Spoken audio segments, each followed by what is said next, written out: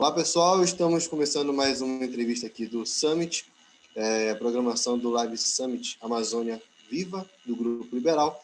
E, neste momento, conversando com a gente, o professor Beto Veríssimo.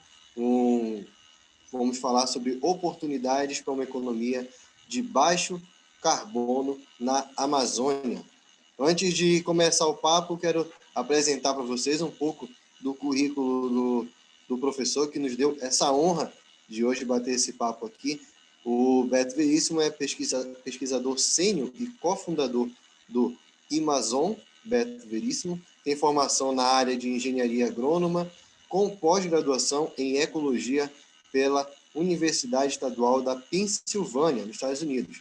É autor de mais de 170 trabalhos técnicos e científicos e 20 livros sobre meio ambiente e desenvolvimento sustentável na Amazônia. Ele coordenou estudos técnicos que resultaram na criação de mais de 25 milhões de unidades de conservação na Amazônia, tem estado à frente de múltiplas iniciativas de combate ao desmatamento e à exploração ilegal de madeira na Amazônia, e pelo conjunto de seu trabalho, Veríssimo recebeu em 2010 o prêmio Empreendedor Social Global da Fundação Skoll dos Estados Unidos. Ele também foi agraciado como líder da Fundação Avina e Senior Fellow da Ashoka. É isso?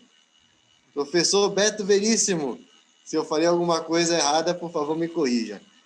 Não, tá Tudo ótimo. bem com o senhor?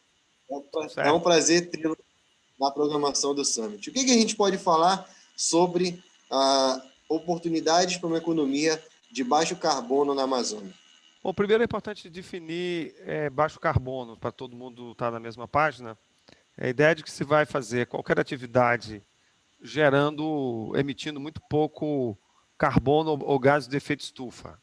Então, no século XXI, com a questão da urgência das mudanças climáticas, você precisa produzir alimentos, fibras, madeira, minérios, extrair recursos naturais e manejar esses recursos naturais, emitindo pouco carbono.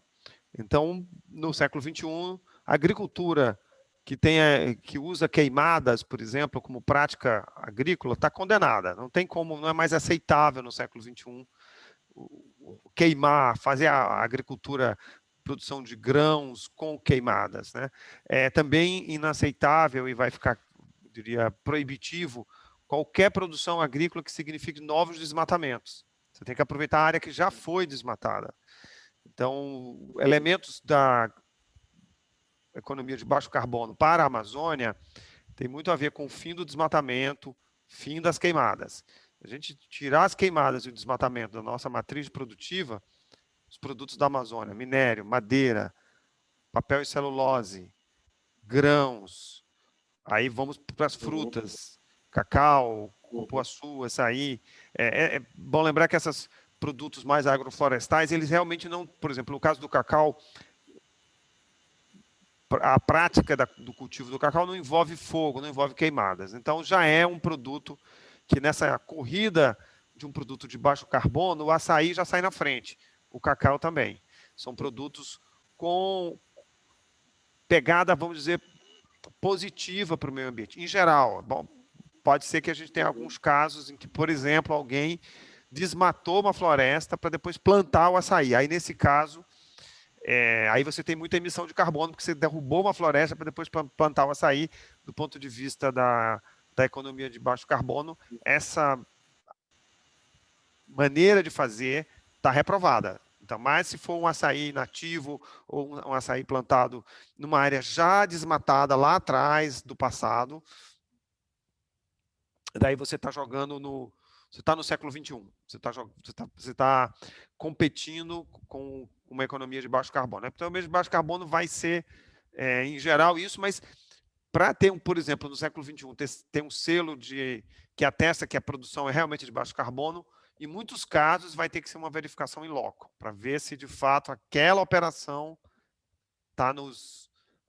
adota as melhores práticas possíveis, né? Isso na área, eu estou falando muito na área rural, na área agrícola, mas isso vale também para outras áreas, tá? Não só para a área rural. Exatamente, porque assim, quando a gente pensa em Amazônia, a gente pensa muito logo remete a essa ideia de pluralidade, né? Mas e aqui, por exemplo, no centro urbano, como fazer uma economia de baixo carbono no centro onde a emissão de gás carbônico é muito alta?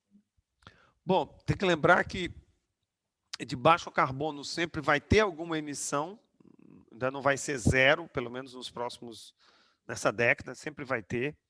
Mas, se alguém vai abrir, por exemplo, uma futura frota de ônibus na área de transporte, o ônibus de gás natural, o ônibus híbrido, um ônibus elétrico, é um ônibus mais sustentável, muito menos emissão do que um ônibus a diesel. Então, se a pessoa tem, de fato, abre um negócio ligado à produção fabril, têxtil, roupa, então tem que ver se aquele algodão veio de uma área em que a prática de agricultura daquele algodão foi de baixo carbono, ou seja, não houve queimada, não houve desmatamento. Se aquele algodão foi transportado numa ferrovia ou num barco, ou ainda num caminhão, mas um caminhão híbrido, isso no futuro. Agora os caminhões ainda não são híbridos, os caminhões ainda são a diesel.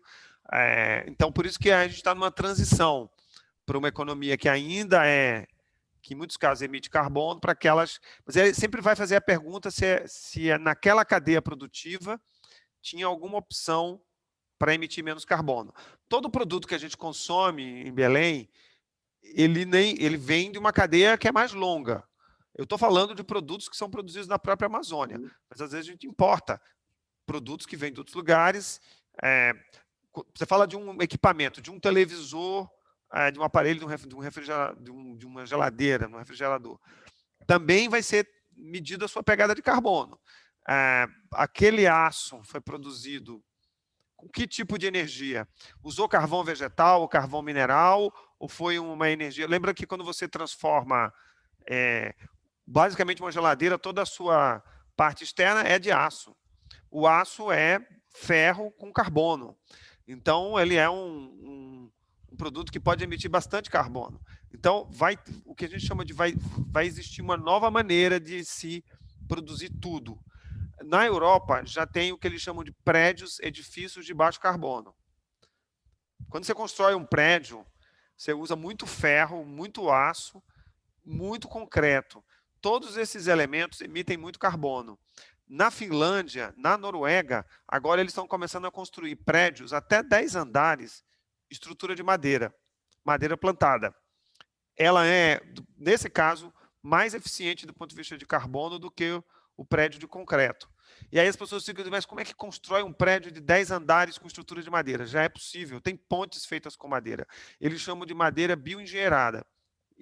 Então, plantar madeira, fazer casas de madeira, misturando com outros materiais, em geral, é ambientalmente melhor do que uma casa feita de concreto. Desde que a madeira seja uma madeira plantada ou uma madeira legalizada, né? Não pode ser madeira de atividades ilegais que geraram desmatamento.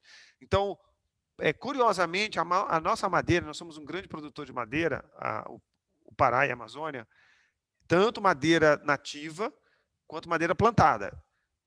Tem muitas madeiras plantadas, quem vai para Paragominas, para Dom Eliseu, Olianópolis, toda aquela faixa ali ao sul da Belém Brasília, na fronteira com o Maranhão, tem muito plantio de paricá, de eucalipto, que é em áreas que já foram desmatadas. Do ponto de vista de carbono é ótimo, porque aquelas árvores estão crescendo, estão capturando carbono, e aquele material, naquele caso ali, eles estão fazendo para papel e celulose.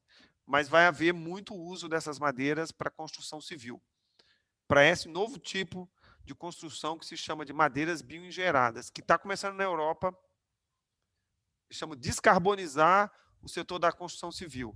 E vai ser da Europa para o resto do mundo.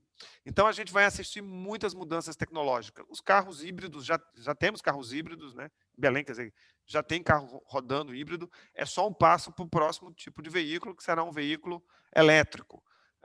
Portanto, sem combustíveis fósseis, embora a carcaça do carro ainda usa aço. E aí as pessoas vão procurar fazer com que aquele aço seja o aço mais eficiente possível. Então, nunca vai zerar as emissões, pelo menos nos próximos 10, 15 anos, mas vai se buscar sempre o mais eficiente. Essa é a corrida, a competição vai ser para produzir alimentos,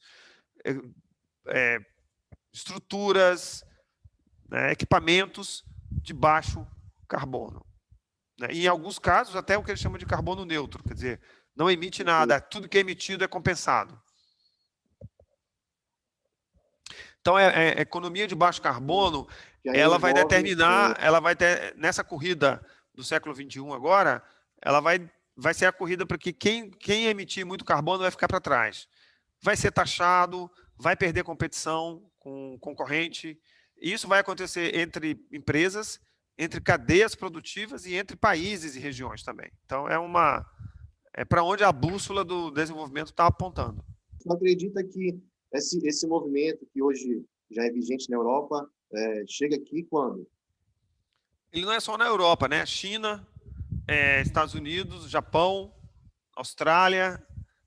Então, assim, onde a economia do mundo faz diferença. Já chegou, né? E só que chegou em alguns lugares, em alguns setores, né? Chegará com certeza nessa década. Já chegou nos veículos. Então, agora a competição vai ser veículo híbrido contra veículo híbrido. Daqui a pouco a gente vai ter veículo elétrico contra veículo híbrido. Já temos outros equipamentos, onde há uma preocupação com emissão de carbono. Esses processos são muito rápidos. Quando a gente lembra do que aconteceu com a telefonia analógica, né, os telefones fixos, e de uma hora para outra, os celulares, em menos de 10 anos, você transformou inteiramente o setor de telecomunicação, né? Essas mudanças vão ser mais rápidas. Eu imagino que, assim, é interessante a gente tentar ver o que acontece também daqui para fora, né? Porque a gente está na Amazônia, a gente vive na Amazônia. O que tem de iniciativa que nasce aqui na Amazônia e que, de repente, está começando a ser exportado, servindo como uma influenciadora, né, na busca por uma economia mais sustentável? Por exemplo, o minério de ferro que é extraído do Pará, na região de Carajás, do ponto de vista de carbono, ele emite menos carbono do que os minérios de ferro das empresas concorrentes da Austrália, por exemplo.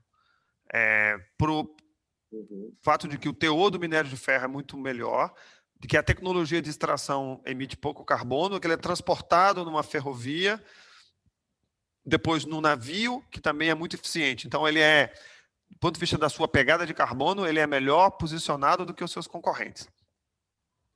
A gente já tem gente produzindo na Amazônia, ainda que seja pequeno nesse momento. Gente que está produzindo pecuária, quer dizer, tem pecuária bovina, produção de carne, com bastante eficiência, sem desmatamento, pelo menos sem novos desmatamentos, manejando bem o solo, com maior produtividade. Ele está conseguindo produzir uma carne, o quilo de arroba do boi, ou o quilo, como a gente quiser se expressar, com menos carbono do que muitos concorrentes, inclusive dentro da Amazônia. Tem muita gente que produz carne na Amazônia ainda na velha maneira, que, portanto... Então, você tem já na Amazônia um movimento que, em alguns setores, é mais rápido, como eu falei, no setor de mineração, há uma preocupação maior nesse setor. No setor de alimentos, isso é determinante. Então, nós temos condição, tranquilamente, de ser um produtor de baixo carbono, de açaí, de cacau, de todas as nossas frutas, de todos os nossos produtos ligados à natureza. Em tese, temos condição de produzi-los sem desmatamento. O grande problema da Amazônia é desmatamento. Então, quando você tira o desmatamento da equação, os produtos da Amazônia se tornam muito competitivos do ponto de vista de carbono. Eles tendem a ser produtos relativamente com menos emissão de carbono do que os concorrentes. Então, se você tirar o desmatamento na Amazônia, ele faz com que o Pará hoje é o segundo maior, terceiro maior emissor de gases de efeito de estufa do Brasil.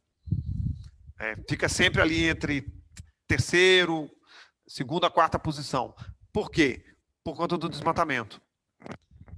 Então, se o desmatamento for controlado no Pará, no primeiro momento, eliminado mais à frente, as emissões do Pará vão cair. Isso vai ser muito bom para o Pará como um todo. Esse assunto de baixo carbono ele está aparecendo agora e muita gente não prestou atenção, acha que não, isso virá como um avalanche. Quando começar a mudar, vai mudar muito rápido. E quem estiver produzindo sem estar atento a isso, em áreas críticas, construção civil, energia, matérias-primas, agricultura, pecuária, florestas, são setores críticos, não conseguirem produzir com baixo carbono, vão ter dificuldade de competir. E provavelmente também espera-se uma taxação. Espera-se que os produtos sejam taxados pela sua quantidade de carbono emitido. E aí, os produtos que emitirem muito vão ter dificuldade. Estou falando de competição econômica mesmo, tá? Então, essa corrida já está dada. O que as empresas estão fazendo agora, elas estão antecipando esse movimento. As maiores empresas do mundo, Amazon, Microsoft, Apple, Google, todas elas estão anunciando que compromissos? Carbono neutro. Microsoft, carbono negativo. Ela vai, não é só que ela não vai emitir, ela vai ainda capturar carbono que ela emitiu lá atrás. De fato, todas essas empresas estão se movendo.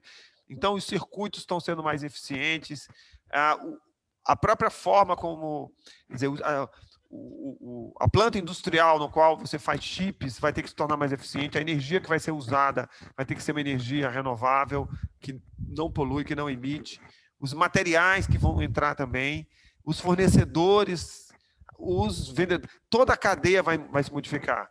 E eles já anunciaram compromissos para 2030, alguns para 2040, mas quase todos nessa direção. A indústria de aviação, a indústria automobilística, está todo mundo anunciando os seus compromissos. E como são empresas que determinam os padrões, porque aí você tem milhares de fornecedores que também vão ter que se adequar. Então, você tem uma corrida que já está dada. E, claro, vai ter setores que vão teimar, resistir e vão ficar para trás, né? A gente teve no passado... Né?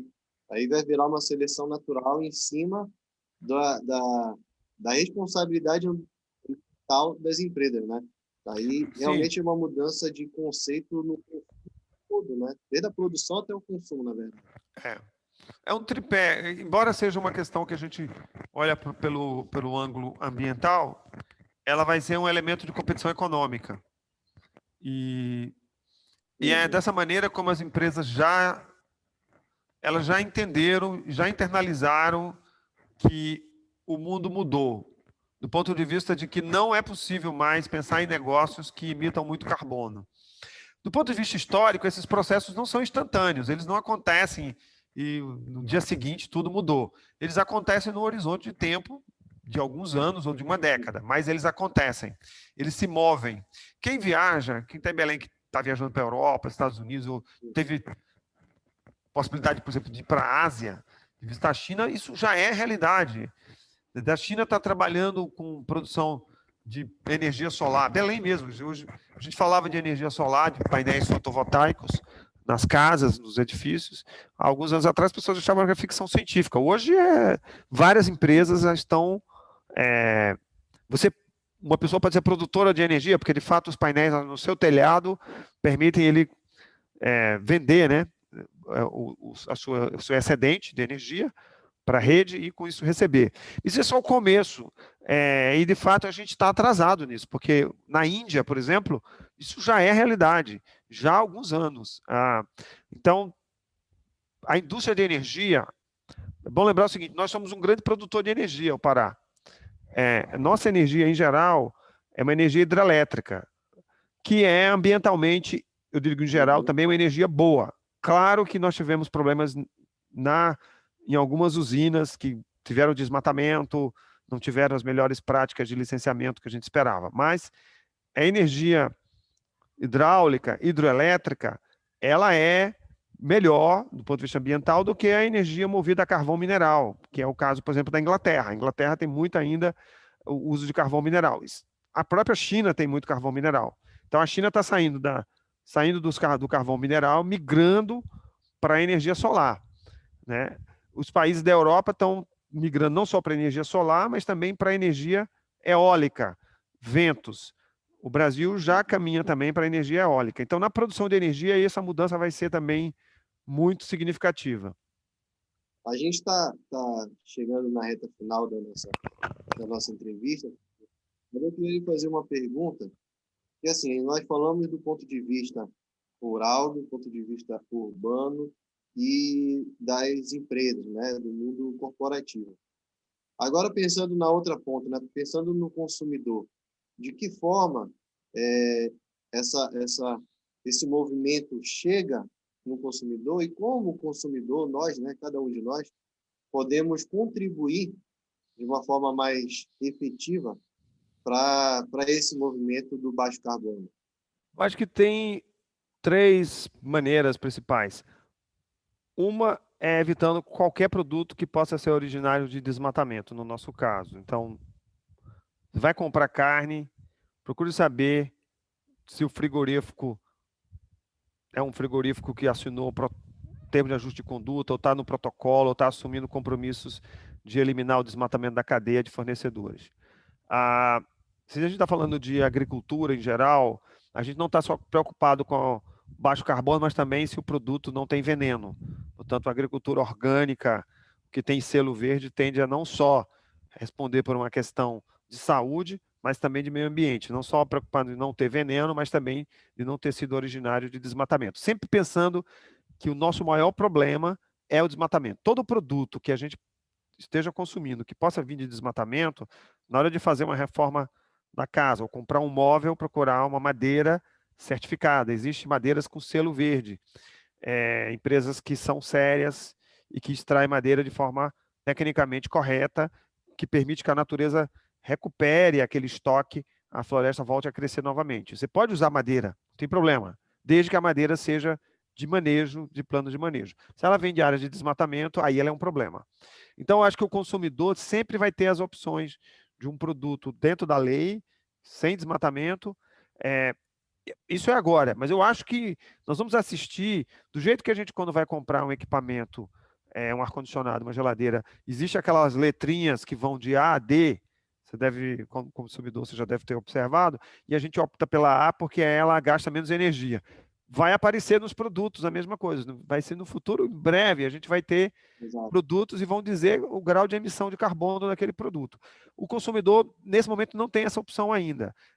Mas lembrando que, quando ele compra um produto que tem eficiência energética, também, em geral, é um produto que faz bem ao meio ambiente e ele é um produto que tende a ter, relativamente, na comparação com outro produto, menos emissão de carbono. Mas a principal dica é o que é bom para a saúde na hora da compra do alimento, é bom para a natureza. Geralmente são produtos que não vêm de desmatamento, não usam pesticidas, e esse cuidado que a gente tem com a alimentação orgânica seria o mesmo que a gente deveria ter com a questão da origem dos produtos que a gente consome ligados ao desmatamento. Se a gente sinalizar que a gente não quer comprar produtos de desmatamento, o desmatamento vai perdendo a sua força, porque ele opera na ilegalidade e opera no fato de que muitas vezes ele tende a ofertar um produto mais barato do que aquele produto que veio de uma origem mais sustentável. Ao longo do tempo, essas diferenças vão acabar. Do ponto de vista de preço, a tendência é que os produtos sustentáveis sejam até, em muitos casos, até mais baratos. Só não dá para competir com um produto ilegal, porque aí o produto ilegal sempre não vai pagar imposto, não vai pagar tributos, e aí fica difícil você competir. Sim. Mas o consumidor ele pode ficar atento e pensar sempre que no dia a dia ele tem várias opções. Na energia que ele consome, né, quando ele tiver a oportunidade de pular para um veículo híbrido, pule. E aí ele vai estar emitindo menos carbono. Se tiver condição de ter um painel solar no seu teto, melhor. Melhor para o seu bolso e melhor também para o planeta. Né? Na hora de construir, no futuro, hoje não tem muitas opções, mas vai começar a aparecer imóveis, construtoras oferecendo apartamentos, prédios e com menor pegada de carbono, que tendem a ser apartamentos também mais ventilados, com melhor conforto térmico também. E por aí vai, quer dizer, a gente vai ter muitas, eu espero muitas ofertas e possa separar o o joio do trigo, né? O trigo sendo os produtos sustentáveis e o joio os produtos ligados ao desmatamento. Perfeito. Acabou o nosso tempo com o professor, né? A gente vai liberar, agradecendo muito sua disponibilidade. Foi realmente muito enriquecedor, uma aula do que está acontecendo no mundo. É importante a gente ter essas informações, né? E esse é um dos papéis aqui do Summit. Muito obrigado, professor, por ter Obrigado participado também. com a gente. Até mais, um abraço aí. Um Um abraço. abraço.